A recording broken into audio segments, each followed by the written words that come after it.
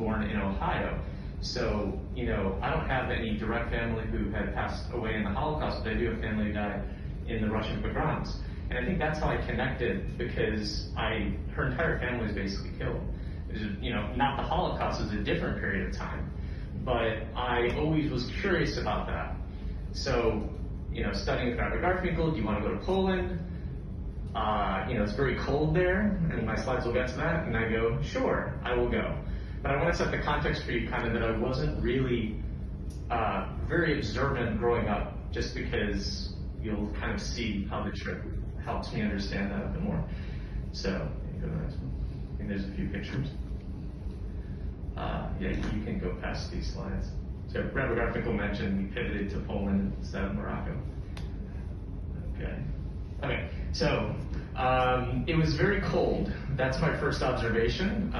There's a picture of me in the one of the areas in Warsaw, and my glasses are frozen. I have this huge coat.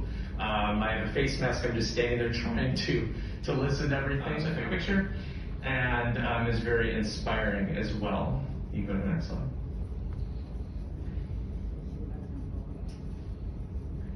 So I'm going to show you two quick videos. That's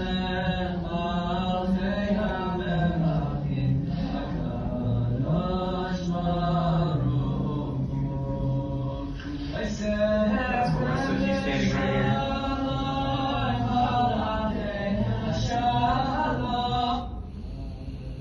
Okay, now this is going to be, that was a very sad moment. I'm going to switch to a somewhat lighter moment. You can hit the play on this one.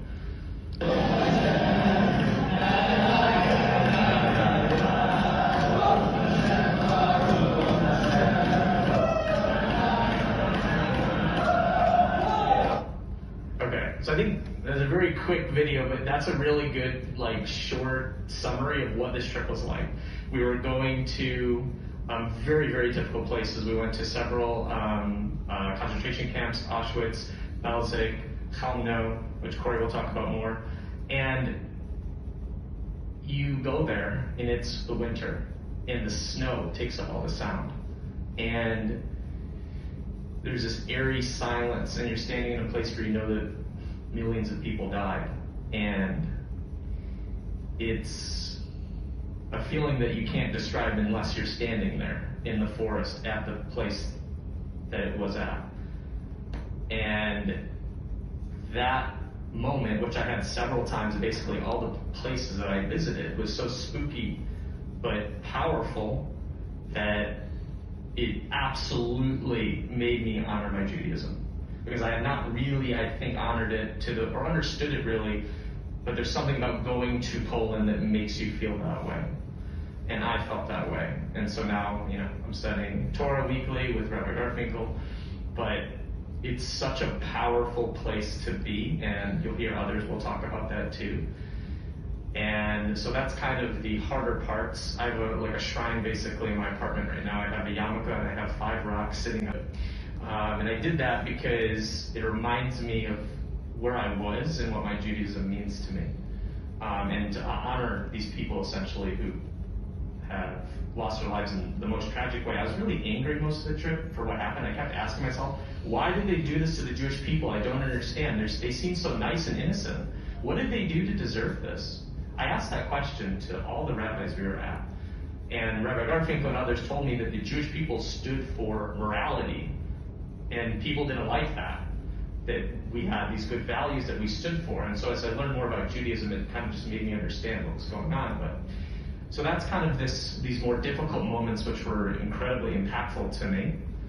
And the moment you saw over here where we're singing and dancing, this was actually in a synagogue that had not had any Jews in it for probably 60 or 70 years, and we were the first ones to kind of, you know, bring life back to it. So we brought life back to a lot of synagogues that had not had Jews in it for a while. We would dance around, we would sing Baruch Hashem, and we would honestly, singing is such an important connection to Judaism for me, and I think for a lot of people. And it was kind of like, we can also celebrate life in Poland, even though the Holocaust happened, because that's actually how we can honor the Jews who died, is that we can go there 60 years later and actually celebrate in these places.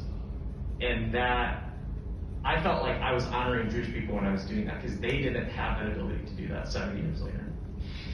So I think that that's a good kind of dichotomy of this trip, was these really tough moments that were impactful to a lot of people, including myself, making us want to become more Jewish, making us want to honor Judaism, as well as celebrating Judaism and understanding what the religion means to me, what my great-grandma must have went through when she was 5 years old and watched her whole family die in Russia. I mean, I wasn't there in 1920, but I almost was able to understand that a bit more.